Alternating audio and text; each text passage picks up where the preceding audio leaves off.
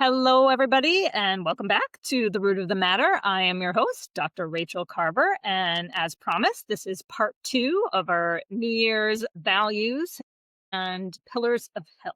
So that's what we're going to talk about today. And, depending on who you follow, who you read, there's some main areas of health. I kind of break it down into 5 main ones, right? You can always branch off in other ways, but there's like the main core principles of health that are going to affect, not just our oral health, but our overall health. So let's talk about them. For me, it's diet and nutrition, exercise, sleep. Sleep is a major, major pillar here. And circadian rhythms or biorhythms and mental and emotional health, right? That is, to me, probably the biggest piece of the puzzle.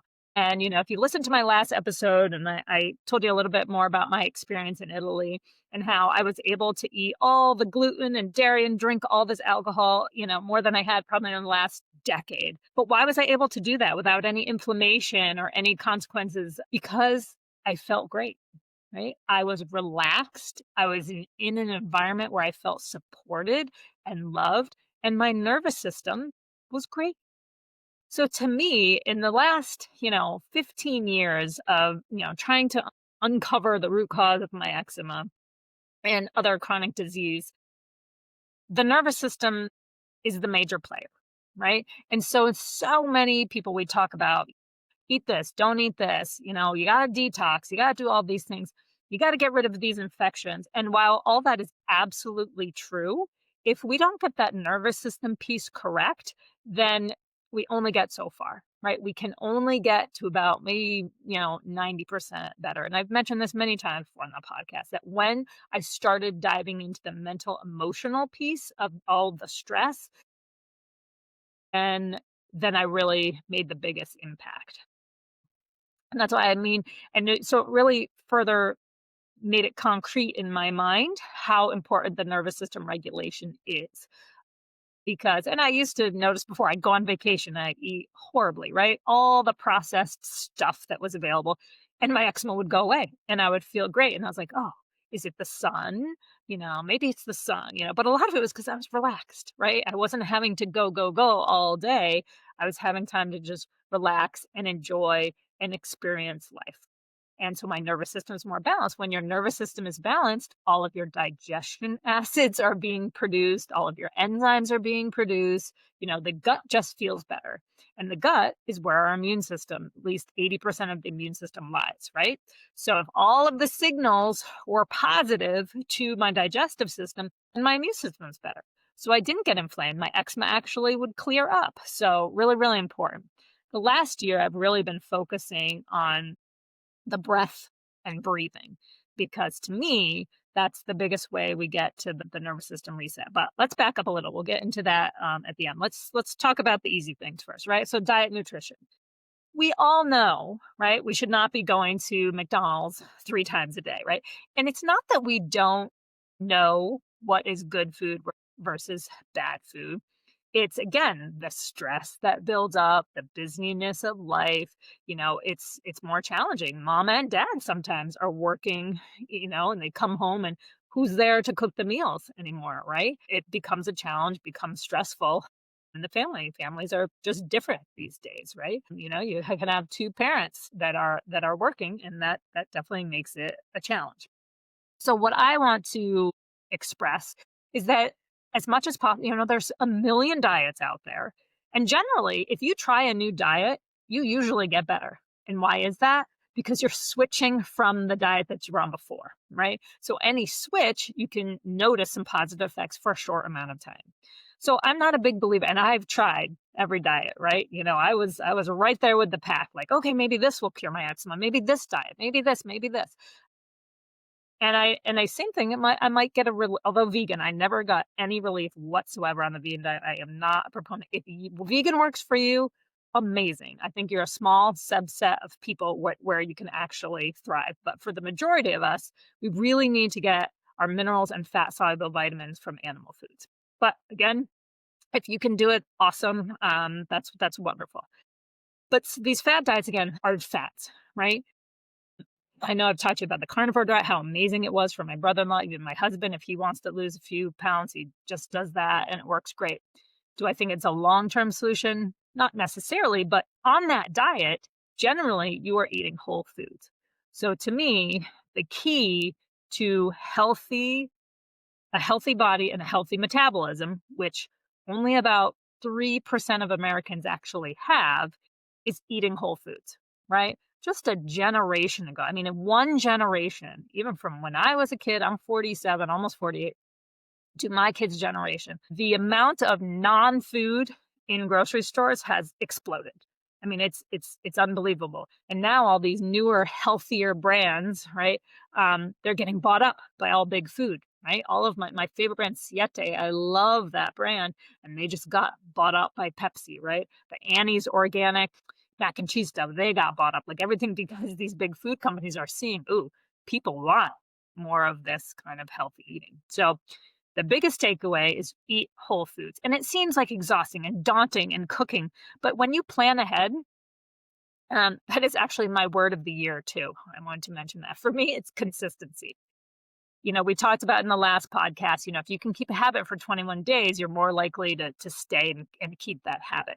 And so, same thing, consistency, right? And I think about all the time, parents would come in and say, my kids won't let me brush their teeth. I'm like, okay, you're, 5'10", your child is 20 inches, you're, you know, I get that. So fresh. I said, do you make them buckle in their car seat? Well, of course.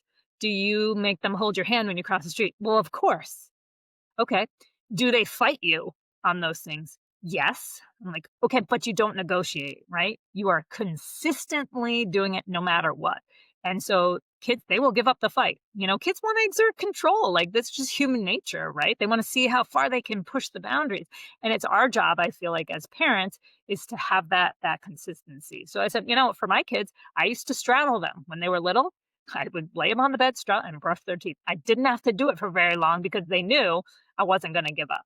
So the same thing, right? How do we have good consistency to make sure, we move through?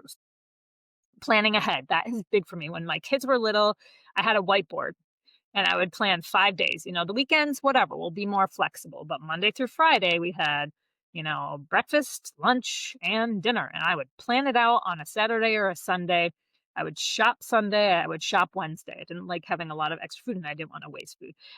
It's been a little more challenging as the kids are in sports now, high school, and wanting to be with their friends, but I can see, whereas when they were kids, if they got sick, it was a day, 24 hours, they'd be over it. Now, with they're out and about eating God knows what, and they're sick a lot longer. And it's frustrating to me, obviously, because I tell them, but right, I'm trying to let go, let them kind of find their own way a little bit, right? Live in their own values. So for me, again, another part of this year is letting go a little bit and just loving them and knowing that at some point, they're going to come back around, and they'll want to learn from me at that point.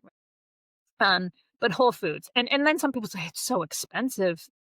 You don't have to eat everything organic, right? Every single year, EWA comes out with their Dirty Dozen, right, and Clean 15, so you don't have to buy organic for everything. Generally, berries, apple, things with really thin skin, the pesticides are going to get through those things. But a banana, think about how thick a banana peel is. You don't need to eat an organic banana. And so check out those lists if you're worried about that.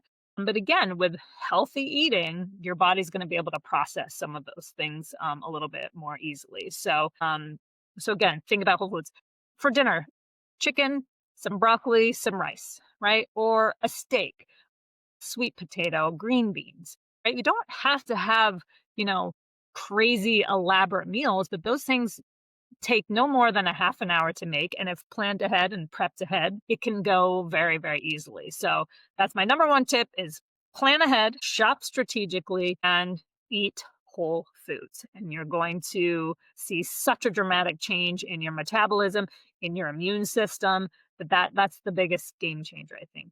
And again, we want, much as you can, we want to try to buy grass-fed, pastured things, minimize the amount of toxins and pesticides that are in the foods. I still think even on a whole foods diet, Mineral supplementation is really crucial because even in the best fed stuff, right, that just the environment's become so toxic, our food, no matter how well it's raised, has fewer nutrients. So I still believe in a mineral supplement. The fat soluble vitamins, D, E, A, and K, again, found in good quality animal products are good. And then the B vitamins, which again, we find in a lot of fruits and vegetables. So those are to me the key foundational nutrients that when you get that right, everything will work better. But if you're the type of person who's type A, who might be more anxious, have more stress in their life, you're going to go through your minerals a lot faster.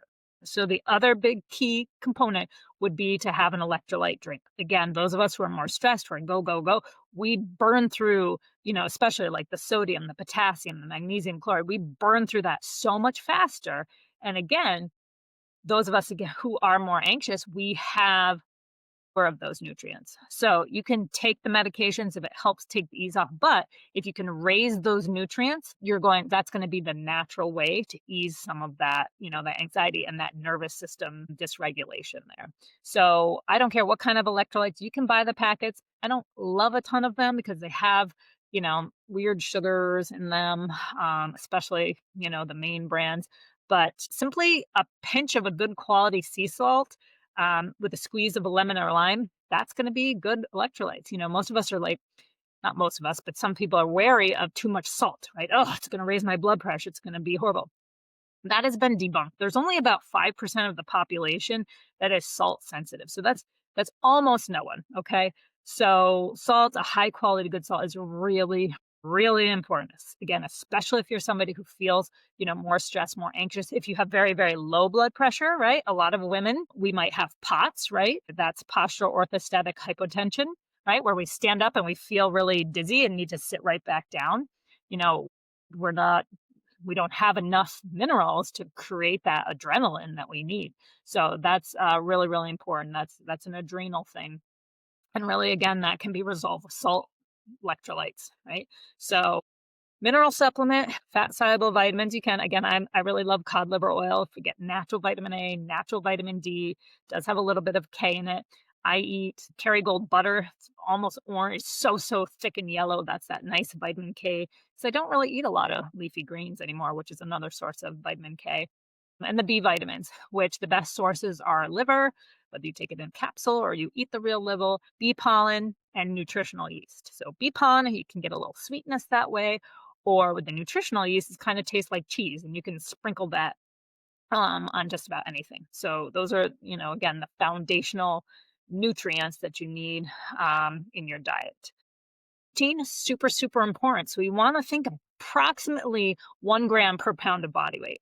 So if I'm 115 pounds, I should eat approximately 115 grams of protein. Really, we're important for us women. Also, as we're getting older, we need more protein, right? Now, in the last episode, I talked about, one of my goals this year is to build more muscle mass, protect my bones, and give me that rechargeable energy that I need to keep accomplishing all the great stuff that I'm doing.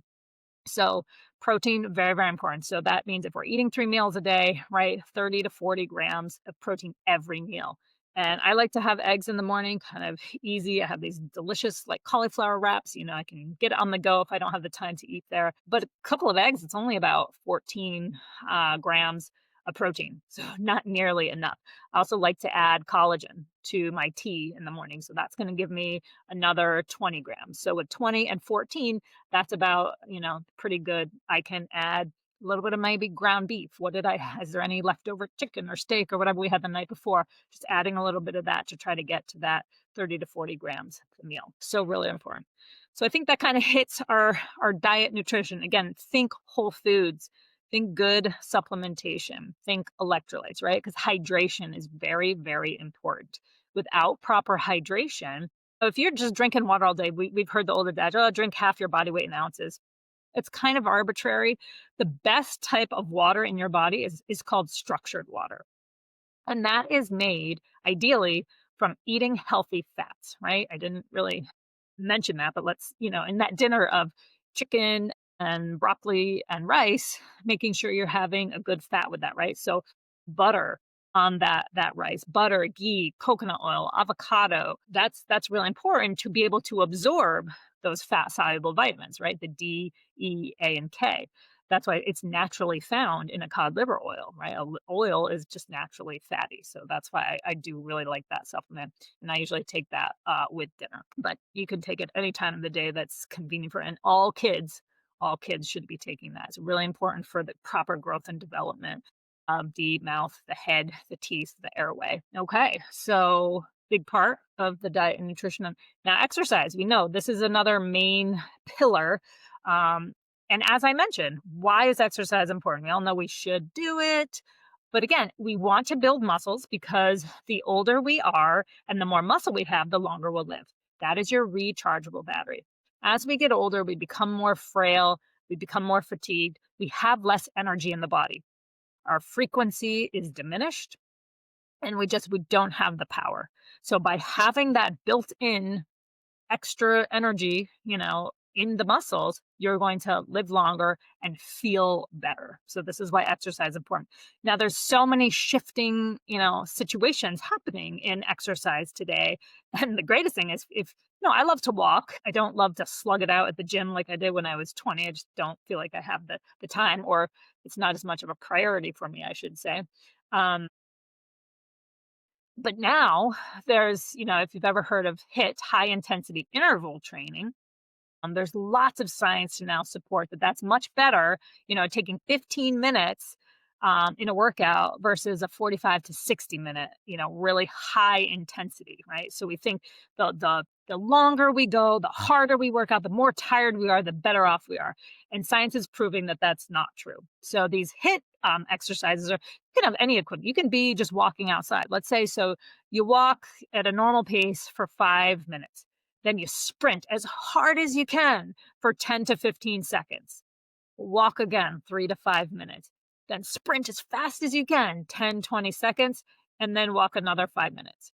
That's it. And that is more beneficial to your body, as the science is proving, than a 60-minute hardcore slugging it out on the treadmill, or, running, or whatever your exercise might be.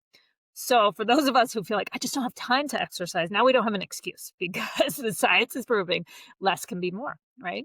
So same thing, you could do that on a bike. I have an elliptical machine. I love that.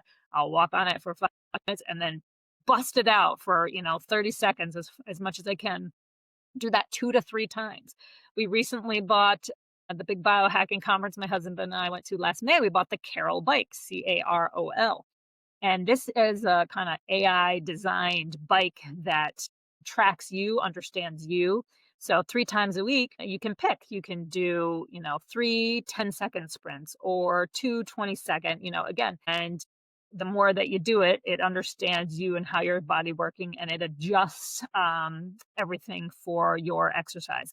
But that's amazing. So in 10 to 15 minutes, I can get a workout that I used to think I needed to spend, 60 to 70 minutes on. And the research is really exciting about that bike because they're saying, in just a few weeks, you improve your metabolism, your VO2 max, which is how well you're taking in oxygen, which obviously is important for building that muscle mass and keeping everything working really well, keeping that mitochondria healthy in a very short amount of time. Doing it just 3 days a week, you can greatly, because VO2 max is another something they use to track your longevity, your health, your biologic age versus your chronologic age. So very, very exciting to do. And then strength training, again, really, really important to build that muscle so we can do those HIIT activities. Carol calls it re-HIIT, but they and again, if you have doing that for 15 minutes, well, then you could probably spend another 15 minutes lifting weight, right? And there's so many programs out there, right? Tons of free stuff all over the internet, whatever floats your boat, whatever you like. I have a mirror at home. I love that. I can pick a program, it'll take me through 6 weeks and I could do another one.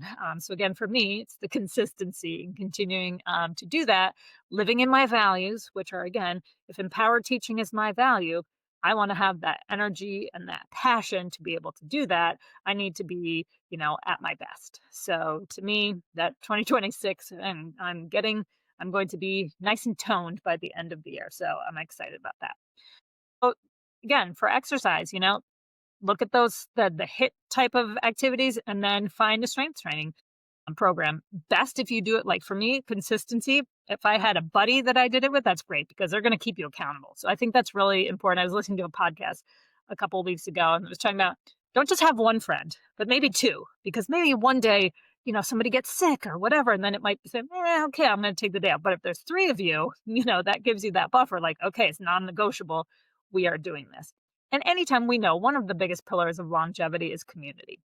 Right, and I kinda lump that in with the mental emotional pillar, but community and connection, if you look at the blue zones, right, they talk about all these blue zones where people live the longest, and look, the food is totally drastically different, so it's not about the food per se, but I think the biggest common denominator is the community. All the people in those have tons of support, love, connection. There's just an amazing amount of community, of teamwork, and that is huge for your mental, emotional well-being. So really, really important.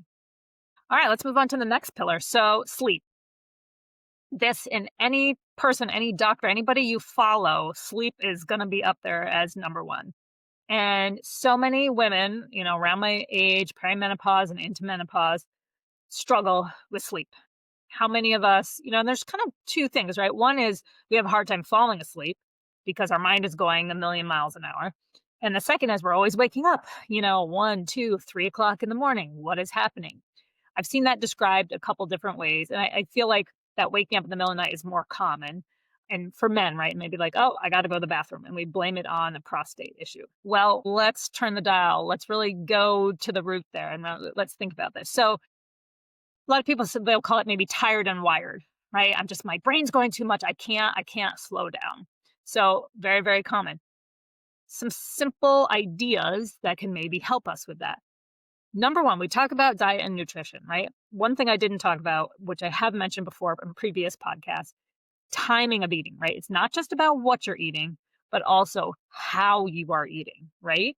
So when we also think about blood sugar regulation, if you eat the carbohydrate of your part of your meal first, you're going to spike your insulin very fast. But let's take that example of the chicken, broccoli, and rice again. If you eat your broccoli first, followed by the protein and then the carbs, your blood sugar spike is going to be much less. So that's what I want you guys to think about. So when we're eating, how we're eating, right? One, ideally, we should be feeling calm. We're not sitting at our computer doing our emails.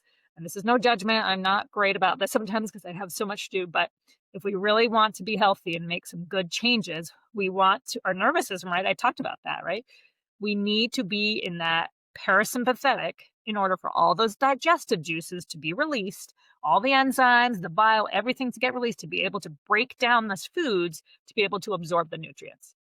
Because it's not about what we eat, it's about what we absorb.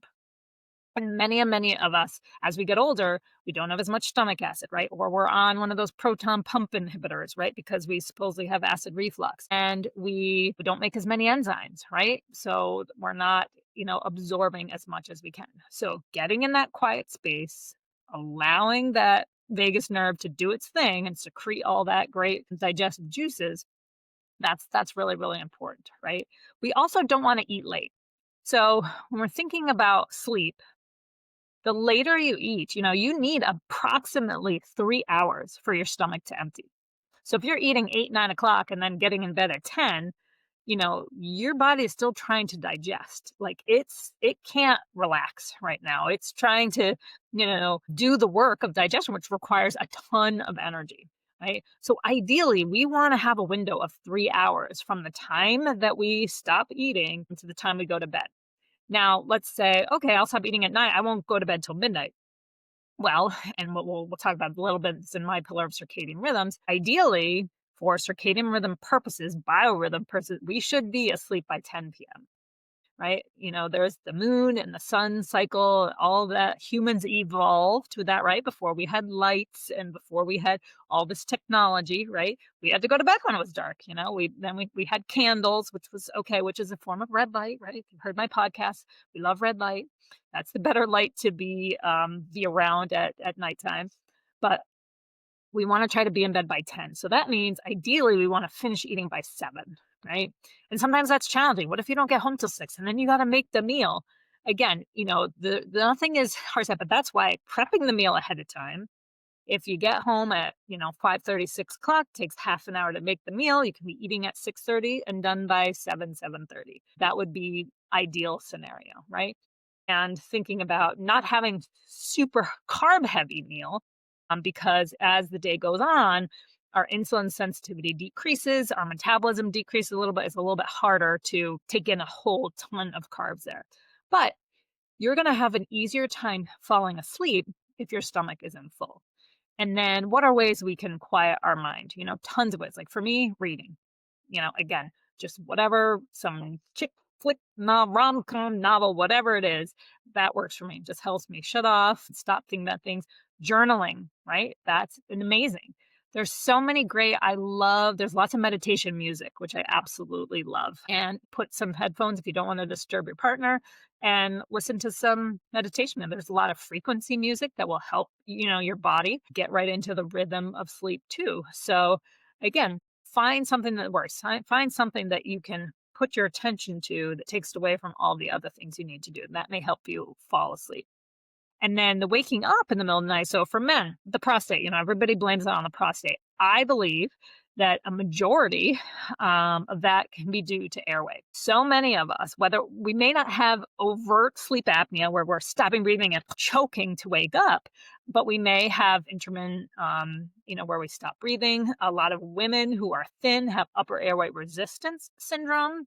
We may be sleeping in a room like, if you don't wash your sheets often, like, I have to say I'm kind of guilty of this.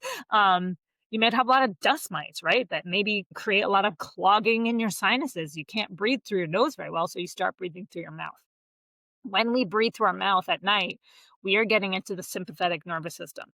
Okay, this is coming up on this theme again, nervous system dysregulation.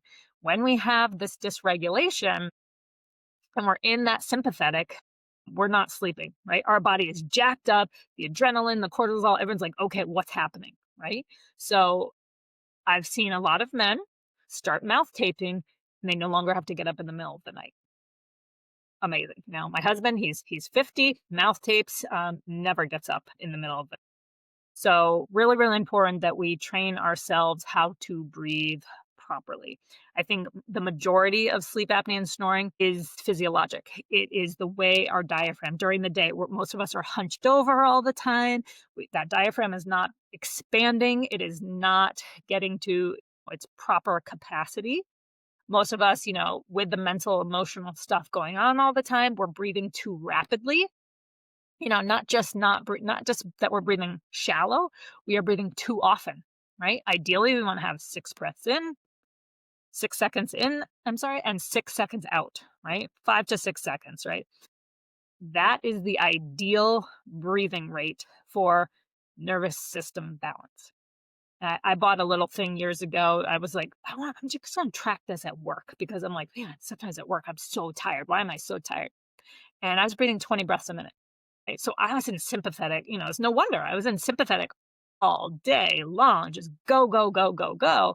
And then finally I get a break and I'm like, oh my God, I'm exhausted because my adrenaline now I've used up all my adrenaline, used up all my cortisol, and I'm so tired. This is often also why pain is worse at night because cortisol levels just naturally, talking about circadian rhythms, they naturally drop down at nighttime. So in the morning, right, they rise to help us wake up. The pain sometimes is not as bad, but it'll get worse. This is really common with tooth pain. It's like, oh, at night, or I'll wake up in the middle of the night. So our cortisol levels, is a natural anti-inflammatory, is weaker at that time of night, and especially if we used it up earlier in the day, it gets harder. So again, let's go back to those electrolytes, getting back to all that salt, and making sure we have enough minerals to help us make more cortisol when we need it. All right, so waking up in the middle of the night. So one of them could be we're mouth breathing, and that's putting us in sympathetic. Another one, if you follow Chinese medicine, they have a clock, right? And time of the liver is between 1 a.m. and 3 a.m., which again, that's the most common window most of us will wake up at. I listened to a podcast the other day that was saying it's a blood sugar regulation, and the blood sugar drops really far. So then the liver wakes up because now you have to start the process of gluconeogenesis, which is creating glucose out of proteins or whatever raw materials you have in your body.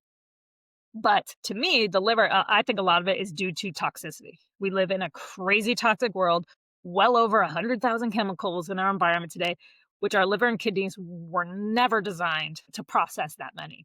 And so many of us have methylation issues, genetic defects that we're not able to detox as well. So when that liver is overloaded, boom, signal to the brain like, hey, wake up. We've got all these toxins. We need to do something about this. So if it were me and I'm waking up at that time consistently, I'm thinking, what do I need to do to support my kidney and my liver and my bowels? I need to drain those elimination organs, lymph system as well. What can I do to help my elimination organs support my liver?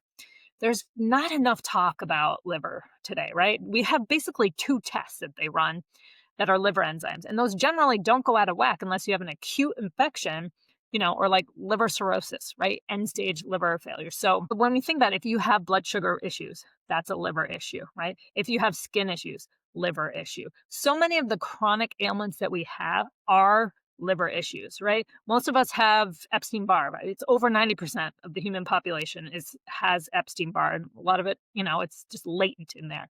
But that's another one that can eat away and kind of destroy the liver. But again, there aren't good tests that show anything is happening there. Parasites, that's what happened with me and my eczema. I had all these parasites in the bile ducts, and that was not allowing me to absorb my fats very well. It was causing a backup. So all those toxins, instead of being able to come out my bowels, was coming up into my skin. So if your body can't get rid of the toxins downward, they have to go somewhere. And I swear to God, every other commercial now on TV is about some new skin rash product, right? A pharmaceutical. And so any type of skin issues, rash, psoriasis, eczema, acne, this is an overload of toxins. They can't get out the right way. So now they're coming out. Now, not only do they come out their skin, but they're coming up through the lungs as well. And so to me, I believe that most of lung cancer is from this overburdened liver toxicity versus smoking, right? I think they've said smoking is maybe 5%. A lot of people with lung cancer have never smoked before. So, what's happening? It's the toxins. And again, a lot of it can be from liver toxicity that nobody checked for because we don't have great tests to look at the liver health. But again, blood sugar regulation issues, hormone issues, skin issues, lung issues, these are all liver problems. So you got to find a good doctor, a good functional doctor or a health coach who can help you work on that, the detox. And we did a great series in the fall all about detox. So if you're interested in that, go back, listen to those few episodes and work through those things one by one, but really, really important. Once we start removing those toxins, our sleep becomes so much better. And right, sleep is so vital. Like that is when we're supposed to be detoxifying, restoring, rebuilding our body. And if we are in that sympathetic for mouth breathing, or we have all these toxins now that are, floating around, our body's not going to repair. So we're going to get stuck in that chronic illness state. Like there's a reason why we sleep. And does it have to be 8 hours? No. Ideally, what we're aiming for is an hour and a half of REM sleep, which is rapid eye movement when you're dreaming, and an hour and a half of deep sleep. That's the restoring sleep. And actually, just the other night, my husband woke up at 3:00 and he had this terrible dream. We were at a hotel that we had too much carbon dioxide in the house, and he was worried our daughter was, going to get poisoned from this. And he was rummaging around trying to find the keys, which were right next to me. And I feel like I'm a light sleeper. I never heard him one bit, looking for this. And I woke up and I was like, where'd he go? We were at a hotel pretty close to our house. We're at a ski mountain.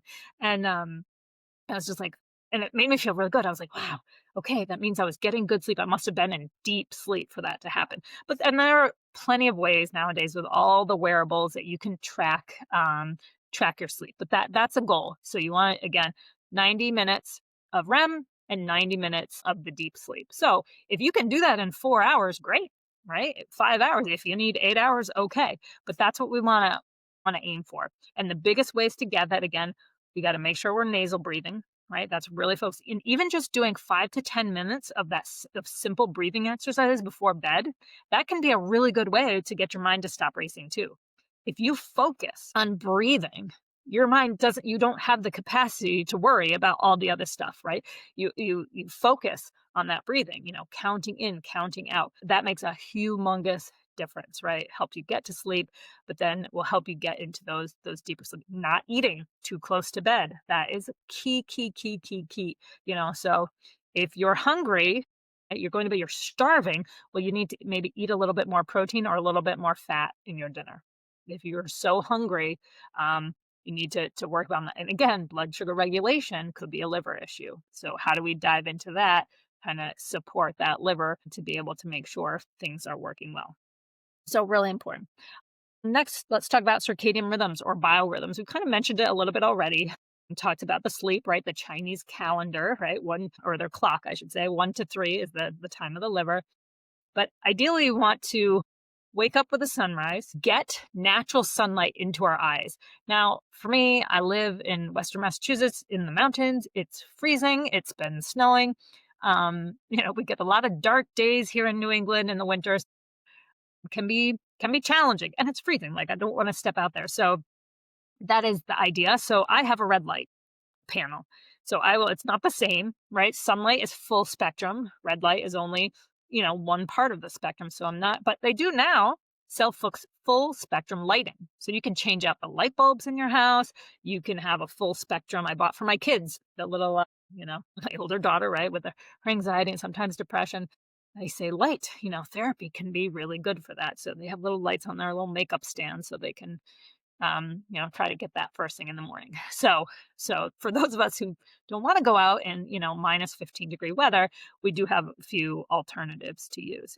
And ideally that's without contacts, without glasses, right? You want that to get, and we usually, when we look at the sun directly, we close our eyelids, right? We don't want directly getting into our eyes. But that is, but with a red light, you can, they tell you not to look into it, but you can. And there's lots of studies show they can help glaucoma and macular degeneration using red light in the eyes. I'm wearing glasses now because my eyes have gotten so dry that I went to a doctor. He said, your eyes are so dry. The contacts are really problematic for you. I'm thinking, yes, I've been putting plastic, I'm so big about no plastic, but I've been putting plastic on my eyes for 35 years.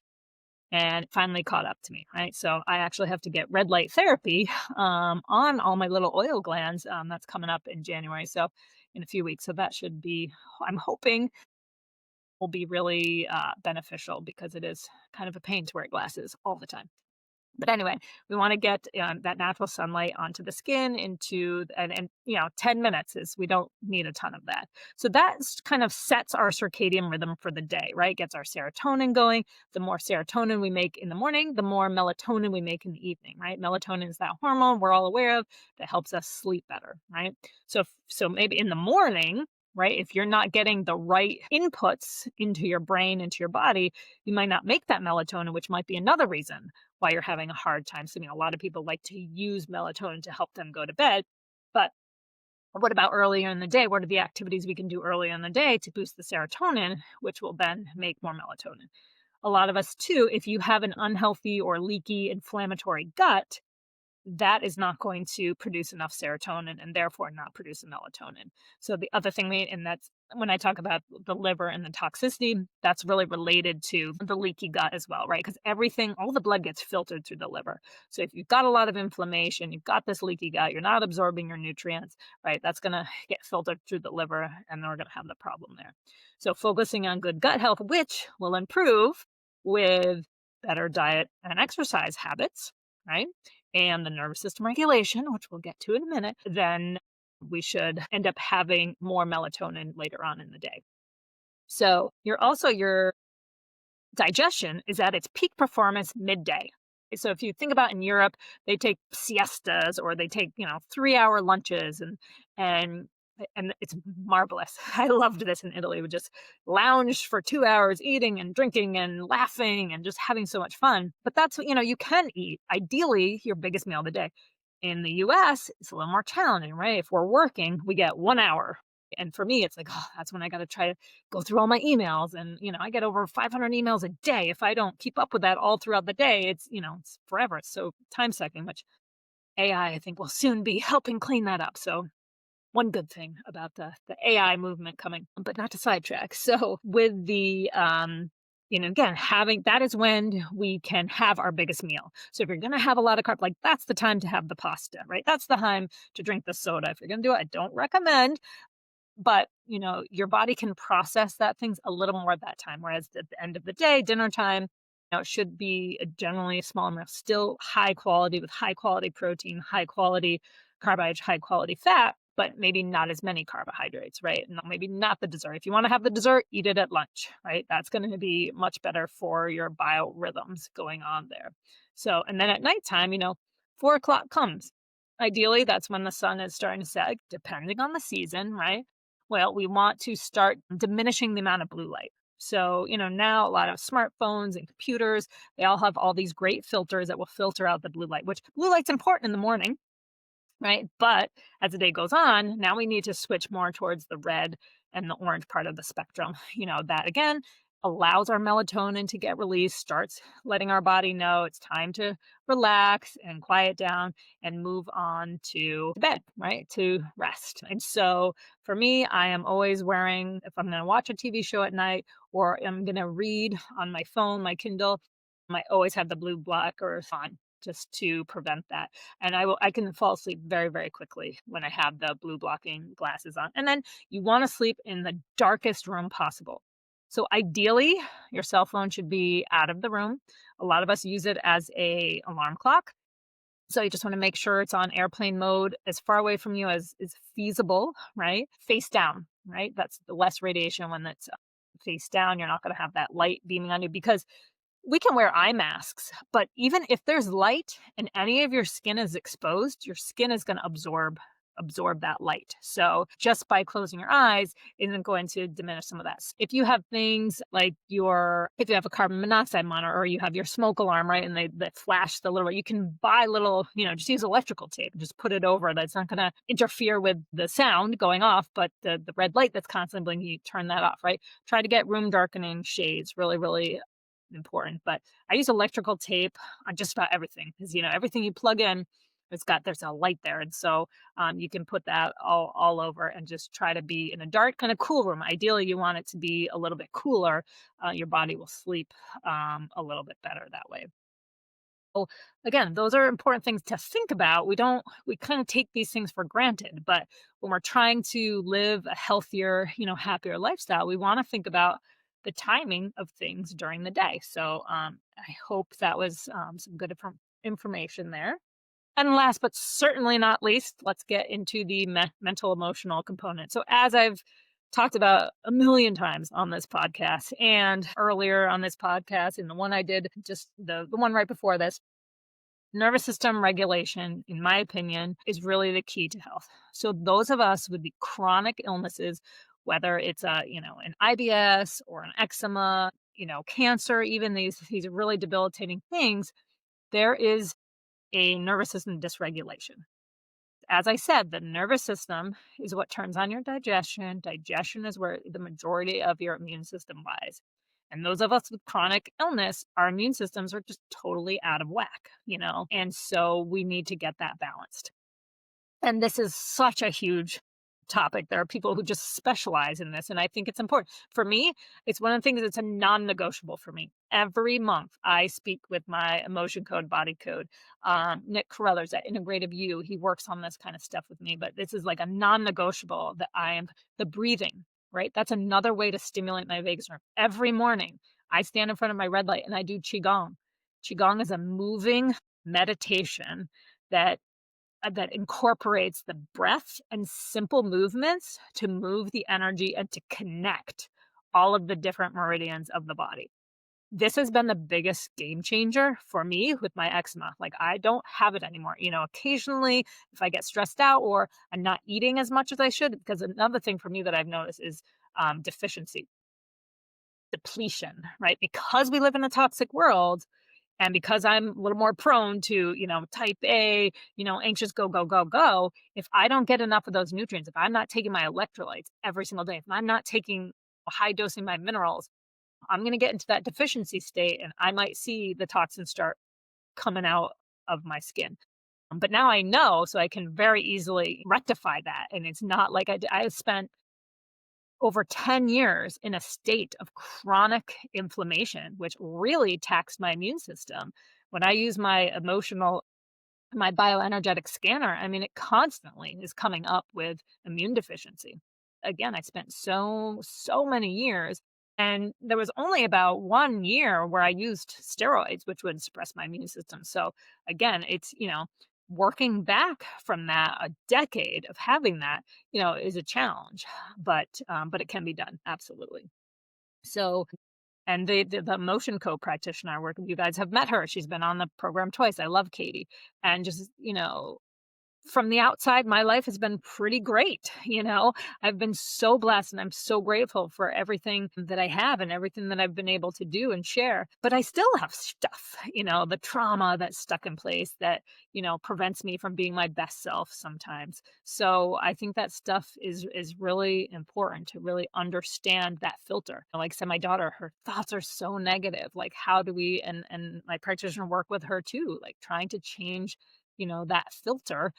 Where did that come from? Could it be that, I had her induced because I was impatient, hadn't been working for 2 weeks and I was bored and I wanted my first baby, right? And they had to suck her out, right? Can you imagine like you're in this beautiful, comfortable, warm womb and you get this rude awakening. Somebody's, bursting your bubble and trying to pull you out of there. So from the get-go, right? Like, I didn't know any better, so I try not to blame myself too much, but and she sucked her thumb for the first 8 years of her life. I learned later, that where you put your thumb, right? That is where the top of your nervous, the front of your nervous system, the back of your nervous system connect. Right. So kids that are sucking their thumb, that is a soothing tool, right? That is how they are trying to regulate their nervous system, right? Because again, a rude awakening into this world. And I wish also at the time I had known about craniosacral, right? Her, because of them sucking that out, like her whole spinal alignment was off for the first 4 years of her life. And so again, she didn't have great energy flow, um, connecting everything. Like, she was hardwired because I didn't know the stuff then. She was hardwired to have more anxiety and have more imbalance in her nervous system. So now we're working to, correct those things and rewire her. And, she gets chiropractic work, she gets craniofacial work, and then, also the therapy and all these kind of things to recreate that, because it makes me concerned, right? That she's so young. If we can't get her regulated early, that, there's the potential for chronic illness down the line. So at least I know that. And we have a lot of tools. As a teenager, she doesn't want to do a lot of the tools, but I think she will come back around very soon. So, biggest key for me is the breathing, just having the awareness, right? Having those tools, we don't want them to be love substitutes, like I said, but, reading, meditating, all these kind of things. And then using your values, right? If you guys kind of did your homework, you kind of dug into that, figured out what your values are, your mental and emotional state will change 180 degrees if you start living in those values. And again, most of us have anxiety, depression, negative thoughts because we are not aligned with our true values, right? We're doing what we're supposed to do, what we should do, not what feels genuine to us, right? There's such a structure in society that we have to be a certain way, do certain thing. And the people who break away from that, those are the happiest people, there are. So, and again, you think, well, I have to do this, or I can't pay my bills and I have to do this. But it's really not true because when you can change the thoughts and live in those values, you will accomplish and achieve everything. And it's a process, right? It doesn't happen overnight, but the more now that you're aware of these things, you can kind of restructure your goals, right? What you want to achieve, what it is you really want in life. I just want you to restructure it, base it on what your real values are, and you're going to have the most amazing 2026 possible. So I hope you guys got some good information out of this, and maybe you can design your own pillars of health and think about your values. and think about, things that you want to accomplish. And what is the exercise that's going to fit in your value? What is the diet nutrition plan that's going to work, best for you to allow you to be your best self? As always, please feel free to reach out. You have my connection. I'm always available for consults. It's one of my favorite things to do where I can really connect with somebody one on one and, really dive into your story and help give you the tools that are the most meaningful for you. Anyway, I hope everyone had a wonderful end of 2025, and here's to a great 2026. Huge thanks to you, our amazing listeners, for helping us climb into the top 5% of podcasts in the oral health space. With all the love and support, we've been getting many requests for one-on-one consultations. So we made it happen. Are you ready to take your oral health to the next level? Click the link in the show notes to book your personalized consultation, and let's kickstart your journey to a healthier, brighter smile starting today. We'll see you then.